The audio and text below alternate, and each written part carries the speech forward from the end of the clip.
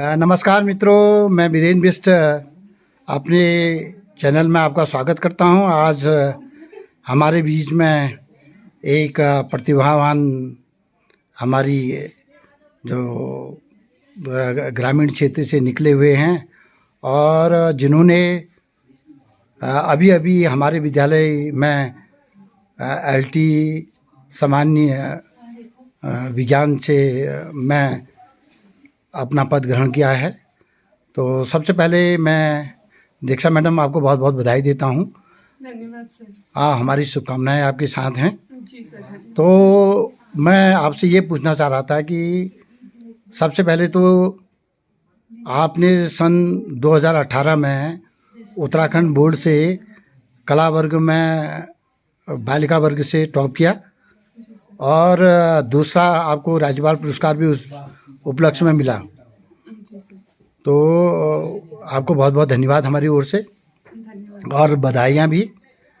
और आप मुझे सबसे पहले ये बताइएगा कि आपकी जो प्राथमिक जो शिक्षा हुई वो कहाँ से शुरू हुई? सर मेरी प्राथमिक शिक्षा जो है वो सरस्वती शिशु मंदिर झुकुल चौरा से मेरी प्राथमिक शिक्षा हुई है 8th तक, और 8th के बाद मैंने GIC सलौज से अपनी शिक्षा ग्रहण की है सर। अच्छा, इंटर आपने सलौज से जी सर पास किया हुआ है? जी सर, इंटर भी और हाई स्कूल भी मेरा GIC सलौज से है। ठीक हो गया।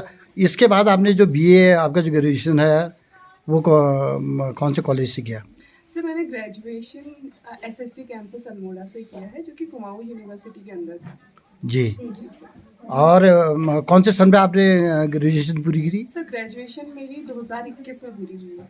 2021 में? जी सर। और B.Ed कौन से सन में किया? सर B.Ed मेरा 2023 में पूरा हुआ। 2023 में 2 साल का हुआ। जी सर। उसके बाद जो LT में आपकी जो पहली नियुक्ति हुई जी वो राजकीय इंदिरा कॉलेज 84 में हुई। जी सर।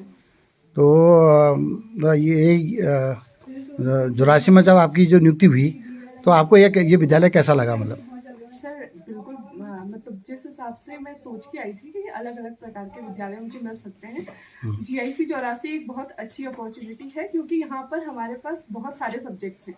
जी। एक तरीके से देखें तो हमारे पास 12th में तीनों स्ट्रीम्स हैं, और 9th 10th में भी हमारे पास एग्रीकल्चर और वोकेशनल एजुकेशन के भी कोर्सेज हमारे यहाँ उपलब्ध हैं। और इसके अलावा जैसे कि आजकल स्कूलों में छात्र संख्या जो है वो बहुत कम हो गई है। हमारे स्कूल में छात्र संख्या फिर भी एक हद तक बेहतर है, जो कि अब कम होती हुई नजर आ रही है। पर मतलब मुझे जो ये स्कूल मिला है, बहुत अच्छी अपॉर्चुनिटी गवर्नमेंट ने मुझे दी है, ये मैं कहना चाहूँगी इस बारे में। अच्छा जी सर।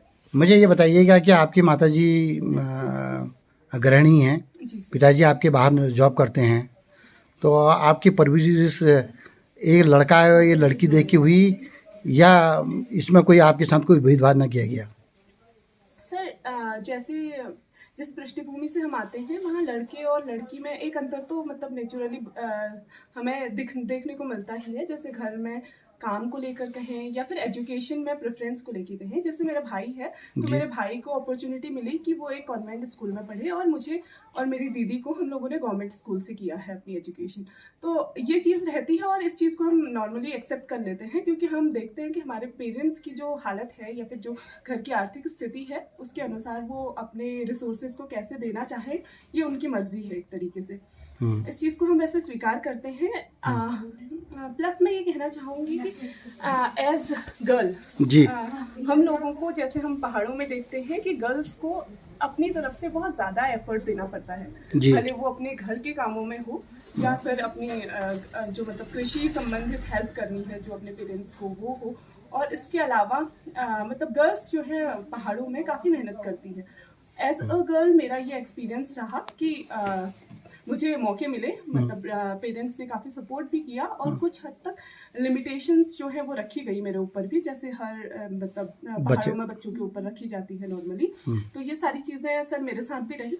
और ओवरऑल मैं कहूँगी कि परवरिश में मेरे पेरेंट्स ने काफ़ी कोशिश की है कि वो मुझे एक अच्छी दिशा दें, और उन्होंने लगातार अपने रिसोर्सेज जो हैं वो हम पे यूज़ करने की कोशिश की है। मेरी दीदी हो भले या फिर मैं हूँ, हम लोगों को हमेशा गाइडेंस मिलता रहा है हमारी मम्मी की ओर से, हमारी अम्मा की ओर से, या फिर हमारे पापा की ओर से, और जो भी हमारे घर में बड़े हैं उनकी ओर से।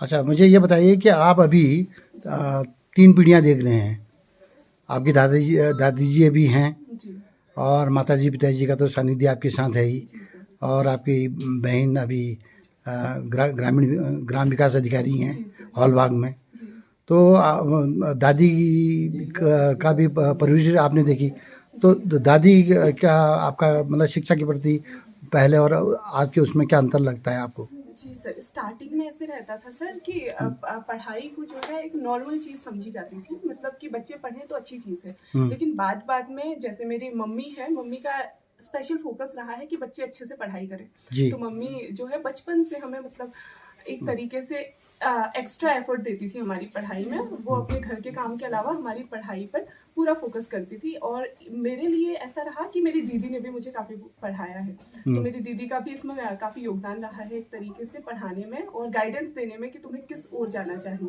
ये चीज़ मुझे घर से मिली। और जैसा कि आप कह रहे हैं कि पीढ़ी दर पीढ़ी जो अप्रोच चेंज होती है, जी। वो स्टार्टिंग में अप्रोच जैसे हम जब छोटे थे तो अप्रोच यही थी कि बच्चों को एक बार बड़े करो, फिर उसके बाद उनकी शादी की एज हो जाए तो शादी हो जाए। जी। लेकिन अम्मा की अप्रोच में मैंने ये अंतर देखा है कि जैसे मेरी दीदी की जॉब लगी तो मेरी अम्मा की अप्रोच में ये चीज़ आया कि जो सेकंड बच्चा है यानी जो मैं हूँ, मुझे और मेरे भाई को भी अच्छी से एजुकेशन दी जाए और उन्हें पढ़ने का मौका दिया जाए, ताकि वो भी अपने सेटल हो पाए, एक जॉब लग पाए उनकी, और उसके बाद वो अपनी लाइफ में जो भी करना चाहें उनके लिए उनको फ्रीडम दी जाए, इस तरीके का। आप बहुत सौभाग्यशाली हैं जी सर। कि हम बहुत सौभाग्यशाली हैं कि आपको दादी आपके साथ हैं, और हमने देखा कि आपके साथ भी यहाँ हमारे 82-84 में भी आई हुई थी। अच्छा, ये जो हमारे बच्चे ग्रामीण परिवेश से आते हैं, उसी परिवेश में आपने भी जिया है, तो आपको अपना बचपन जो ग्रामीण परिवेश था और हमारे जो बच्चों का जो जिनको आप आज पढ़ा रही हैं, तो कुछ अंतर लगा है या कि कुछ ऐसा? जी सर, वैसे तो मैं काफ़ी हद तक रिलेट कर पा रही हूँ यहाँ के बच्चों के साथ, क्योंकि हमारा भी यही रहता है कि जो हमारे जो स्कूल के जो हमारे मतलब स्कूल के जो काम है उसके अलावा हमारे घर की भी कुछ हमारी रिस्पॉन्सिबिलिटीज़ रहती हैं जिन चीज़ों को हमें करना है। और यहाँ के बच्चे, जब मैंने स्कूल ज्वाइन किया तो जी। मैंने देखा कि असोज का चल रहा था, मतलब घास काटने का बच्चों का चल रहा था, और उस टाइम पे बच्चों की जो संख्या है वो काफ़ी कम थी स्कूल में, क्योंकि उनके घर के काम जो है वो बहुत ज़्यादा थे। तो जी। इस वजह से स्कूल की छात्र संख्या में उस टाइम पे मैंने असर देखा। तो यही चीज़ हमारे साथ भी होती थी कि हम लोग जब घर में ज़्यादा काम है तो कुछ दिनों की हमें छुट्टी लेनी होती थी। हमारे मतलब मेरे घर में पर्टिकुलरली इतना नहीं था, लेकिन मैं अपनी क्लास में देखती थी कि हमारे जो क्लासमेट्स हैं वो कई दिन की छुट्टियां ले रहे हैं, क्योंकि उनको जो है घर में इतना काम है कि वो स्कूल एक साथ मैनेज नहीं कर पा रहे हैं। तो ये चीज़ ग्रामीण एरिया में और मेरे क्लासमेट्स के साथ या फिर मेरे साथ ऐसा मौके आए हैं, लेकिन ये है कि मेरे पेरेंट्स ने मुझे ज़्यादातर मतलब स्टडी को उन्होंने एक तरीके से प्रेफरेंस दी। उन्होंने मुझे ये चीज़ सिखाई कि पढ़ाई सबसे पहले है, उसके बाद जो आपके घर के काम है उस पर आप फोकस करो। अच्छा, मुझे एक बात ये बताओ कि बालिका शिक्षा के बारे में आपकी क्या राय है, और उत्तराखंड के परिप्रेक्ष्य में थोड़ा सा बताने का। जी, उत्तराखंड में बालिका शिक्षा एक बहुत बड़ी चीज़ बन जाती है, क्योंकि अगर हम देखें एक तरीके से तो हमारा जो राज्य है वो महिलाएं ही चला रही हैं, जी। है ना? क्योंकि हमारे जो राज्य है, हमारे राज्य से पुरुष ज़्यादातर काम की खोज में या रोजगार की वजह से हमारे राज्य से बाहर हैं, देश के अलग अलग हिस्सों में जाके वो अपने घर को पैसा भेज रहे हैं। और अगर हम गाँव में जाएं तो हमें गाँव में नज़र आएगा कि ज़्यादातर औरतें ही सारे काम कर रही हैं, वो घर के काम भी देख रही हैं, वो बाहर के काम भी देख रही हैं। और ऐसे में जो एज अ गर्ल, मतलब एक लड़की की तरह, जो मुझे अपने पेरेंट्स से सीखने को मिला कि किस तरह से काम को संभाला जाता है। तो ये हर बेटी अपने पेरेंट्स से सीख रही है कि उन्हें भी एक टफ वातावरण में रहना पड़ सकता है फ्यूचर में। उन्हें दो चीज़ें मैनेज करनी पड़ सकती है, उन्हें अपने घर के साथ बाहर के काम भी देखने पड़ सकते हैं। इवन उन्हें घर बाहर और अपनी जॉब का, ये सारी चीज़ें भी एक साथ मैनेज करनी पड़ सकती है। लाइफ ज़रूर टफ है, लेकिन ये चीज़ें कुछ हद तक बच्चे सीख रहे हैं, और कुछ अब चीज़ें आसान बन गई हैं लोगों के लिए कि उनके पास जॉब की अपॉर्चुनिटी है और उनके पास कई तरीके हैं जिससे वो अपने जीवन को एक अच्छी दिशा दे पाएँ और चीज़ों को आसानी से मैनेज कर पाएँ। अच्छा, मैं बहुत बहुत धन्यवाद आपको इसलिए भी देता हूँ कि आपके गुरुओं के बहुत से फ़ोन हमारे पास आए। इसका मतलब आप अपने गुरुओं की बहुत ही अच्छी छात्रा रही होंगी। तो मैं आज उन गुरुओं को भी प्रणाम करता हूँ, और आपके माताजी, आपकी दादी जी, और आपके पिताजी और आपके पारिवारिक सभी लोगों को, कि आप जैसे जो बच्चे हैं, आज हमारे बीच में आ रहे हैं, ग्रामीण परिवेश से आ रहे हैं, मेहनत करके आ रहे हैं। तो मैं इसी परिप्रेक्ष्य में आपसे ये प्रश्न पूछना चाहूँगा कि आपने क्या कहते हैं, एक ये शिक्षा विभाग ही क्यों सोचा, अन्य विभाग क्यों नहीं सोचे? सर, जैसा कि आपने कहा, सबसे पहले तो मैं भी अपने गुरुओं की मतलब एक तरीके से बहुत कृतज्ञ हूँ कि उन्होंने मुझे अच्छे से पढ़ाया और उन्होंने हर टाइम पे मेरा सपोर्ट किया, भले वो जॉब लगने के टाइम हो या फिर जैसे ही मतलब अपॉइंटमेंट लेटर के बाद क्या चीज़ें कैसे करनी है, इन सब चीज़ों में मेरे टीचर्स ने मेरा बहुत सहयोग किया। और इवन उन्होंने स्कूल में भी पहले मेरे से बात करें, मतलब जैसे आप कह रहे हैं कि आपसे उनकी बात हो गई थी, इस चीज़ के लिए मैं भी उनका बहुत धन्यवाद। दीक्षा मैडम, ये बताइए कि बचपन से लेके आज तक आपकी जो हॉबीज़ रही हैं। सर, बचपन से मेरी हॉबी रही है घूमने की। मुझे अलग-अलग जगह जाना पसंद है और इसके अलावा मेरी हॉबी रही है योगा करने की। मुझे डेली अपनी हेल्थ को थोड़ा टाइम देना पसंद है और इसके अलावा मेरी हॉबी रही है मेनली पोएम्स सुनने की, गाने सुनने की। ये चीज़ें मेरी मेनली हॉबी में रही हैं सर। और दूसरी बात है, आप उत्तराखंड टॉपर रही हैं गर्ल्स से, तो हमारे बच्चों ने किस प्रकार से तैयारी करनी चाहिए, उसके बारे में ज़रा आप बता दें। जी सर, इसके पीछे मैं वैसे श्रेय दूँगी अपने टीचर्स को, जिन्होंने मुझे उस टाइम पे इतना गाइडेंस दिया कि ये चीज़ें करके आप अपनी एजुकेशन पे फ़ोकस कर सकते हैं। प्लस उन्होंने मुझे मोटिवेट किया आगे, मतलब उन्होंने मुझे ये बताया कि ये एक बहुत बड़ी चीज़ नहीं है कि आप अपने फ़ील्ड पे अगर आप टॉप पे पहुँच जाती हैं, आप जैसे बच्चे ही जो हैं वही टॉप में पहुँचते हैं, तो आप भी कर सकती हैं, जैसे मतलब हर किसी के लिए संभव है।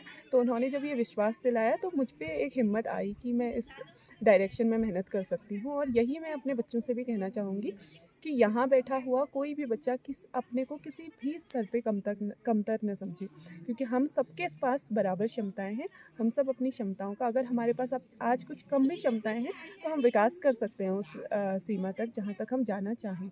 क्योंकि ऐसा कहा जाता है कि जो मानव है वो उसके पास उतनी क्षमताएं हैं जिनके बारे में हमें जानकारी ही नहीं है कि हमारी क्षमता कहाँ तक बढ़ सकती है। हम धीरे धीरे इस चीज़ में स्टडी करेंगे कि हम कितना मतलब खुद को एक तरीके से पुश कर सकते हैं, कितने आगे हम बढ़ सकते हैं। तो अपने पे भरोसा करना ये सबसे बड़ी चीज़ रहेगी किसी भी फील्ड में सफलता प्राप्त करने के लिए। प्लस आपको कुछ गाइडेंस की ज़रूरत पड़ सकती है उस फील्ड में, जो जिस भी फील्ड में आप जाना चाहें उस फील्ड के कुछ जो सफल व्यक्ति हैं उनसे आप कुछ गाइडेंस लीजिए। और अपना जो सिलेबस है, आपको जो चीज़ें उस फील्ड में मतलब अच्छा करने के लिए हेल्प कर सकती हैं, उन सारी चीज़ों पर आपको काम करने की ज़रूरत होगी। भले वो आपकी खुद की स्किल्स हैं या फिर आप को किसी एक फील्ड में स्टडी करनी है या फिर बहुत सारे फील्ड में स्टडी करनी है। जैसे आज के कॉम्पिटिटिव एग्ज़ाम्स में हमें रीजनिंग भी देखनी होती है, हमें इंग्लिश भी देखनी होती है, हमें मैथ्स भी देखनी होती है और हमें सोशल साइंस या ये जो ह्यूमैनिटीज़ के सब्जेक्ट हैं, सारे सब्जेक्ट्स देखने होते हैं। तो किसी भी सब्जेक्ट को हमें इस तरह से नहीं देखना चाहिए कि यहाँ मैं वीक हूँ तो मैं इसे छोड़ देता हूँ। हमें सारे सब्जेक्ट पे फोकस करना पड़ेगा अगर हमें आगे बढ़ना है, क्योंकि हमारा कंपटीशन फोकस कर रहा है। तो ये सारी चीज़ें मैं बच्चों से कहना चाहूँगी कि अगर उन्हें किसी भी फील्ड में, अगर किसी भी एग्ज़ाम पे फोकस करना है तो उसके किसी भी भाग को हल्के में न लें, हर भाग को इक्वल महत्व दें और जिसमें वो कमज़ोर है उस पर ज़्यादा मेहनत करें और कोशिश करें कि वो हर फील्ड में मैक्सिमम मार्क्स स्कोर कर पाएँ। वैसे मार्क्स स्कोर करना हमारी हमेशा प्राथमिकता नहीं रहती है। अपने आप को मैक्सिमम मतलब हद तक उस लेवल पे पहुंचा पाएँ जहां वो खुद को देखना चाहते हैं। अच्छा, मैं ये क्या नाम, मेरे जो चैनल है, जी सर। इस चैनल में मेरे जो छात्र हैं, जो 30-35 साल तक मैंने एक अध्यापक का कार्य किया है। जी मेरे बहुत से छात्र हैं और वो छात्र विभिन्न फील्डों में काम भी कर रहे हैं और अभी संघर्ष भी कर रहे हैं, तो उनके लिए कोई संदेश दे दीजिए। जी सर। सर, संघर्ष करने के बारे में हम कह सकते हैं कि कभी-कभी हम लोग बहुत गलत डायरेक्शन में भी मेहनत कर लेते हैं या फिर ये रहता है कि हम सही मेहनत भी कर रहे हैं, कई बार हमारी किस्मत साथ नहीं देती। जैसे मैं अपने बारे में कहना चाहूँगी कि मेरे सफलता में किस्मत का योगदान है, मैं कहूँगी, क्योंकि ज़रूरी नहीं है कि कब एग्ज़ाम का पेपर कैसा आ जाए। इस बार एग्ज़ाम का पेपर काफ़ी हद तक अनप्रेडिक्टेबल आया था, हर किसी को ये चीज़ मालूम है। तो एग्ज़ाम का पेपर जो उस टाइम पे आता है और उस टाइम पे हमारी मेंटल कंडीशन कैसी है, हम उस उन 3 घंटों में या उन 2 घंटों पे एग्ज़ाम में किस तरह से अ, अपना दे पा रहे हैं, ये चीज़ काफ़ी मायने रखती है। इसके अलावा हमें ज़रूरत है कि हम अपने पोटेंशियल को समझने की कि हम किस क्षेत्र में अच्छा कर सकते हैं, हम उस क्षेत्र में अपने को बेहतर करने की कोशिश करें। और सर आपने दूसरा क्वेश्चन क्या किया था? और यही हम कह रहे थे हाँ, कि सर आपने मुझे ये भी कहा था कि आपको पढ़ाते हुए काफ़ी टाइम हो गया कि आपके स्टूडेंट्स के लिए जी मैं क्या कहना चाहूँगी। सर मैं आपके बारे में पहले कहना चाहूँगी कि आप बहुत अच्छे से पढ़ाते हैं और मतलब आपको देख के एक मोटिवेशन आता है और आपके स्टूडेंट्स को भी ये मोटिवेशन आ रहा होगा, वो जहाँ भी होंगे, कि बहुत हमारे जो सर हैं वो बच्चों के लिए बहुत मेहनत करते हैं और हमें भी, हम जिस भी क्षेत्र में हैं, अपनी डेडिकेशन से काम करना चाहिए जैसे हमारे टीचर कर रही हैं, क्योंकि हम जो ह्यूमन बीइंग्स हैं, हमें एक दूसरे को देखकर ही हम बेहतर सीख पाते हैं। तो मैं उनसे यही कहना चाहूँगी कि जहाँ भी जैसा भी कर रहे हैं, बेहतर करने की कोशिश करते रहें। मैं भी अपने फील्ड में बेहतर करने की कोशिश कर रही हूँ, सर भी अपने फील्ड में बेहतर करने की कोशिश कर रहे हैं और आप अपने फील्ड में बेहतर करेंगे तो आपको भी, अगर आप सफल अपने आप को नहीं मानते हैं, तो कुछ टाइम पे आपको सफलता मिल जाएगी और अगर आप सफल हैं तो आप और बेहतर कर पाएंगे। बहुत बहुत धन्यवाद मैडम आपका। जी सर, बहुत ही बढ़िया आपने अच्छी जानकारी यहाँ पर दी है और बहुत अच्छा हमारे बच्चों को संदेश दिया।